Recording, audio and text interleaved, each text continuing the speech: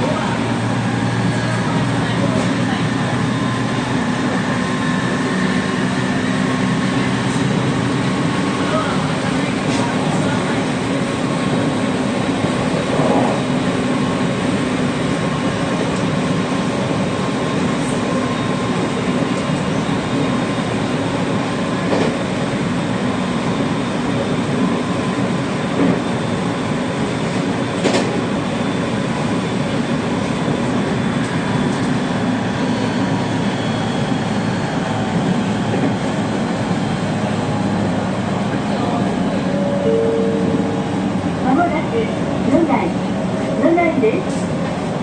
降り口は1両目、一番前の左側です。